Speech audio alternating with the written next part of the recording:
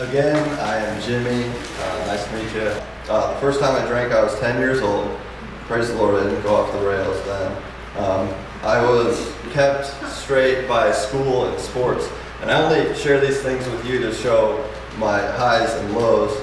But I was captain of the football team, captain of the baseball team. I got all academic awards and I got into Kelly School of Business. So that's where I went. And I joined a frat, which don't do it. Don't let your kids do it. It's the worst idea ever. And so I was living there my sophomore year, and that's the first time my bipolar disorder surfaced aggressively.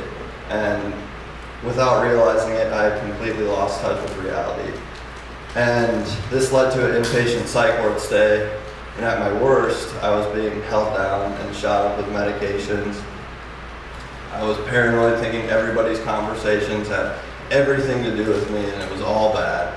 And I literally thought the anchors on ESPN were speaking directly to me.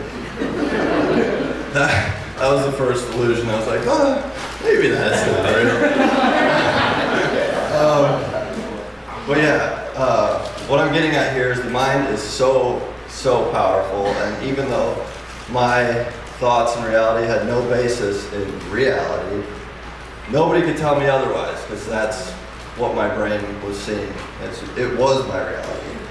After these highs of bipolar disorder come very low lows, and I was faced with my reality, and I wasn't able to go back to Indiana University.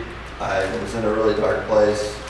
But what helped with the lows of the depression and anxiety that I had after all of this was going back to partying. And so I did that. The highs of that seemed to fix everything.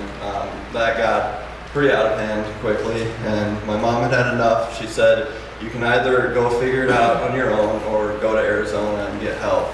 So I went to Arizona, and I had a good period of recovery. I had almost 4 years of sobriety. I was finishing up nursing school, and then things were going really, really well. So naturally, I was like, how can I make this a disaster?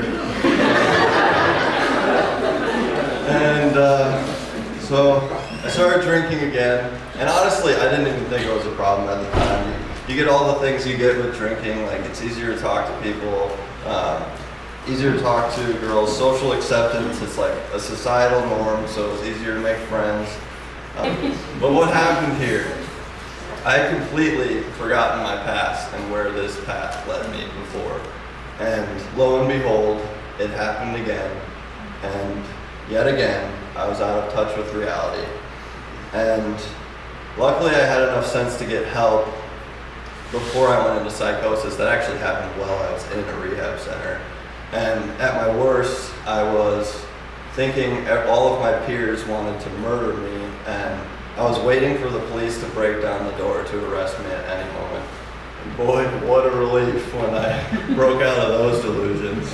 You know? But then I was left with my reality again. And I couldn't point to my job anymore because my mental health made it impossible for me to perform it. And I had actually secured a dream job at the Mayo Clinic down in Arizona that I would never be able to do. And worse yet, I was sitting in rehab while my sister's wedding was happening that I was supposed to officiate. And I could not believe this happened again. And I was just lost and broken and felt worthless. And you know, when you're down in those moments, the devil likes to convince you that you'll never climb out of that. And don't believe the lies. You are so much stronger than you think. So what happened? How did I get better? Well, I was blessed with a lot of resources, and I encourage you to use all of the resources you possibly can. I changed my location, which is not going to fix you. There's a lot of work to be done, but I moved out here from Arizona and got kind of a fresh start. I was blessed with Stone Dry and Paul and Stephanie, who took me in and kind of nursed me back to health. And all the credit to Jesus. He completely changed my life. And I just kept showing up and trusting the process and knowing that people have walked the path before me and it got better for them.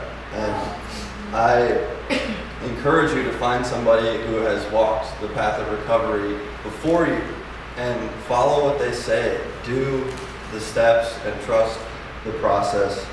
And look at this as practice, because that helped me a lot. Because you're not always going to get it right. You're practicing to be the best version of yourself that you can be.